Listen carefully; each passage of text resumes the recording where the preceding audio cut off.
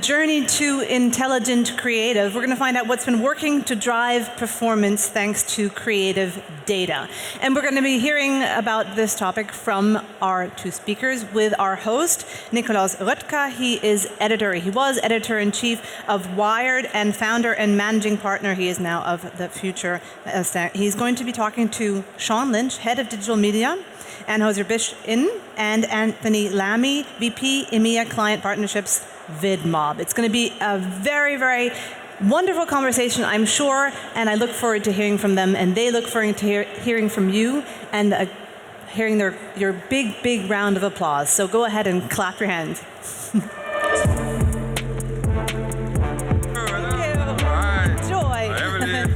Hello, everybody. It's a long way over here to the sofa. But here we are. Great that you are here. Welcome. And great that you both are here. Welcome to DMEXCO 2022. It's great that you join us on stage. Let me introduce my guest. Next to me is Shaun Lynch. He's head of digital media Draftline Europe at Anheuser-Busch InBev. Hi, Shaun. It's great that you are with us. Anheuser-Busch InBev has been on the front line of creativeness, I would say. So you did a lot of great campaigns. I think at Cannes Lions you were even Creative Marketer of the Year this year. And you are closely working together with Anthony, and this is why Anthony is here. Hi, Anthony. Welcome on stage. Anthony Lamy and his team at VidMob are working together with you. You are VP Sales of EMEA at VidMob, and it's great that you are on stage too. We want to talk about intelligent creative, as is written there. And let's start into this. What are we talking about? What do you understand when we are talking about intelligent creatives? So first of all, thanks Nicolas for the intro. So it's very timely conversation here just after what you guys listened with Philippa. A lot of companies have been working for the past 12 years. You've been an observer of this on the targeting and audience building and improving the way we or marketer are able to serve their message to the right person and maybe improving the effectiveness of their campaign. With the new, all of these new privacy challenges, this era of improvement there is coming to an end, or it's becoming much more complicated than it was a few years ago. And the space that haven't been explored, or the topic that hasn't been cracked, is really the content itself and the quality of that content. Are you, as a marketer, as a brand builder, delivering the best version of that creative asset for that platform, for that screen? Do you know if you're doing actually a good job on that tiny screen, and when you change it from a small screen to a bigger screen or to a different platform, are you really doing the best job you can, and is your content doing the maximum it can do in terms of effectiveness? Up to now, people didn't know the answer. And this is the movement that VidMob initiated, the category that we created called Creative Intelligence. And I'm glad to be here to explain a little bit further what this is, because very few people know that this is even doable. So it's also very cool to have one of our clients here being able to explain how they leverage technology to improve the impact of their campaign. Great. We will deep dive into this in a second. As I understand it now, just one short question is, so on the one hand, what a lot of companies do, you can focus on the distribution of content to get more reach and engagement, and you are focusing on the content itself to get more reach and engagement, right? Exactly. Okay, we jump into this in a second, because I was wondering how you two came together, and I think you just told me this was back when you drafted, when you decided the step to build Draftline and decided to put together the creative and the media team. Yeah. What happened there? So I think one of the great things about the in-house setup, Draftline, is that we have many different capabilities under one roof. So your traditional agency build is you have a media agency, you have a creative agency, and there's some form of collaboration, but by and large, people tend to work independently. At Draftline, what we've done is we've made a conscious decision to create multiple capabilities under one roof. So we've got media, creative, strategy, production, all sitting under the same roof. So there's a competitive advantage to be had there. I think one of our strongest use cases was this idea of like, how do we start bringing media and creative closer together? So stuff that's traditionally sat quite far apart in the production chain. And so, we started looking at ways that we could make our creative more intelligent. And I think a good way to understand what intelligent creative is to think about what isn't intelligent creative. And for me, that's a very simple example is a lot of TV creative, a lot of out-of-home creative is not intelligent because you put it up, you let it run, and you don't really touch it until the end of the campaign. By and large, I think a lot of digital campaigns still operate like that. But this idea of intelligent creative, actually, we've got all these data points now, and we can make sort of continuous optimizations to the creative process. That's what we set out to achieve probably year 2 of our Draftline journey.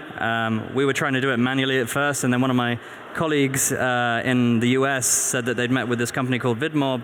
Everything that I'd spent the last 6 months trying to do, these guys could do, they could automate it with a click of a switch. So it was great news to me. And then that relationship's just rolled on, successfully for the last 2 years. Great. Let's look how your technology is working. I know that you also brought a video, isn't it?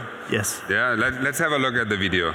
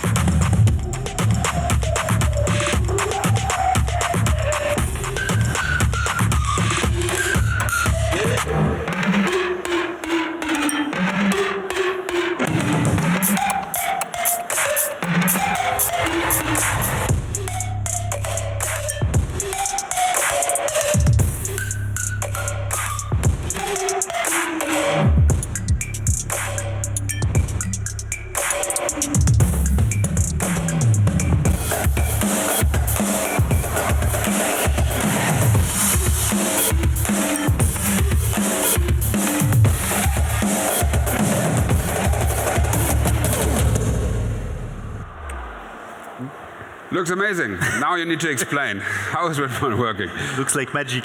So we heard this sentence earlier this week talking to a creative agency. They told us that we put numbers or data behind the magic. And having worked in a creative agency in a previous life, it's truly like these guys, creativity is the magic.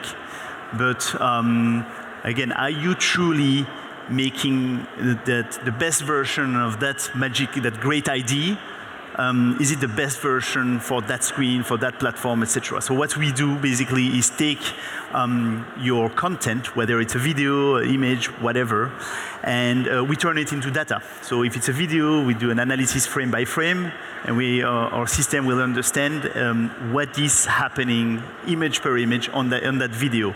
What is happening on the screen? What are the words on screen or the words that are being said? Is there any music, etc.? So that is being turned into data, and we look at the performance of that asset because we've got the digital performance, and we look then at scale, at patterns to see if all of these campaigns, you've been developing all of these campaigns to drive conversions, for instance, or clicks or actions. We see like what all of your previous ads had in common, and that were what they had in common to drive a specific impact. So the ones that were working, was there a specific color? Or was there a specific way to express the idea? Or was the packaging different? And then our system will understand things better and better. And the more it's AI technology, that also the more campaigns you give the system, the more it will understand why your campaigns are working. Again, it can be a word, for instance, that is consistently working for you. And I want to be specific here. So it's not only about driving action, it can be about driving brand impact. You get to decide what impact you want to drive, and the system will identify what has been this key success factor. Again, is it a word that consistently makes the campaign work better, or actually a word that consistently makes a campaign deliver poor performance for a campaign? We have some examples where some companies use tricks to convince people watching ads that they are more scientific. So they would use people that look like doctor throughout the video, and they think, okay, that will make my brand look like more scientific, etc. We showed them actually all of the videos when you use someone looking like with a white shirt like a doctor, they consistently perform less or deliver less results than if you remove these scenes. Things like that. So the AI technology will also help you understand if people will truly get your message.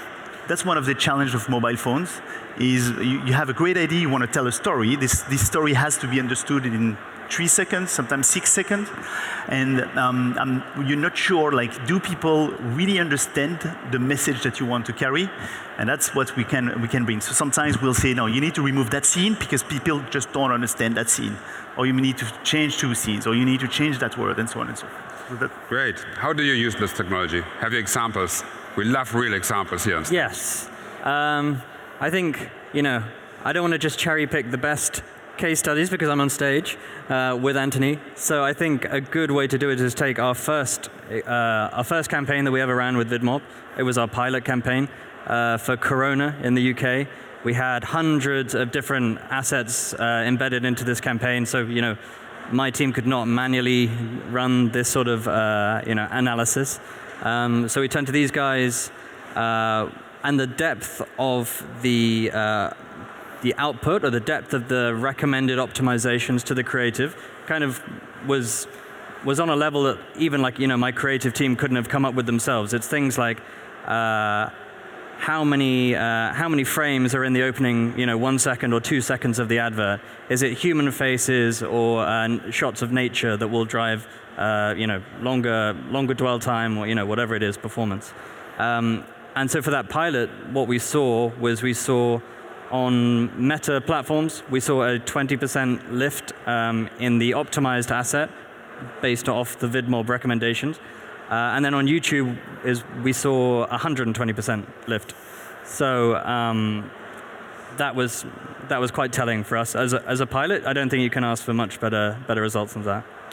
What kind of data do you need for this? Is this all real time? How much historical data do you need? How much is the algorithm getting better the more campaigns you run on VidMob? Which role does data play? So we've been already analyzing trillions of impressions, so we already have data. So the more data you give us, the more the system will understand your brand, your campaigns. So if you have a lot of assets, the first thing we'll do is digest all of these and create an understanding of, for Corona, for instance, in the UK, what is a good ad for Corona, and what are the things that we find out will not work for them. And I think that's the other part of this as well. Like one of the unintended benefits that I've seen is that we are kind of unwittingly collecting a whole new first-party data set, which is creative data. And we've been running this with Corona now for a year and a half. Across all markets in Europe.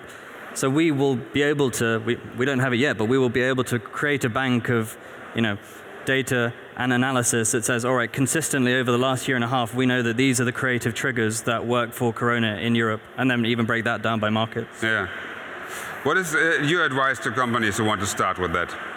Well, I think that if you look at the digital transformation, we recently had the mobile transformation with Meta and Instagram, etc. All of the, we really believe that now there is a time for creative transformation. And my advice is that you should start now, because the faster you move and you get technology to understand, to help understand your brand, the more knowledge you start building. So you can join the movement in 2 years. The companies have already started. So basically, you have to start doing it now. That's my advice. And what are your next steps to use this technology? Well, next steps chronologically, it's the World Cup. So for a beer company, that's a huge volume driver, and we're relying on these guys to give us that competitive advantage. Obviously with the World Cup this year, it's colliding with Black Friday, it's colliding with Christmas. Already a busy time for the advertising industry. There's going to presumably be a lot of demand on the social platforms. There's only so much media optimization you can do these days with the strength of the algorithms. So really, the next battleground is going to be creative, making sure that your creative is as good as it can be for that platform. And that's where the success, we hope, will come. So maybe chipping is what we'll do with their team is we'll monitor the performance of their ads running during the World Cup, and if the performance is not good, we're ready to amend this content in 48 hours. We will make the changes, and they will run a new version of their campaigns. So that's a very new way of working in marketing. Great, this was very interesting. Maybe you had run another campaign just recently, isn't it? Yeah, so we take that last 1.5 minutes to explain this one. Yeah, so we have our most recent campaign, which is a completely different product to Corona. It's seltzer, so like an alcoholic sparkling water, just launching in the UK. And what they were trying to do is they were trying to understand what sequencing of creative messaging would lead to the greatest engagement with an ad. Is it the visual cue? Is it the product? Is it the tagline? And what we saw with that campaign, this was just run on Meta platforms, and it was an 89% lift in the optimized asset. Amazing numbers. Through VidMob versus the previous asset. So yeah, super strong and consistently over time. That's a difference of about a year and a half that you're seeing these results still sort of consistently driving performance. So it's the beginning of the start of the age of intelligent creatives, yeah? We hope so. Thank you very much. Thank you very much, Thank you, Nicholas. Anthony and Shaun, that you joined us on stage. Okay. Cool. Thank you.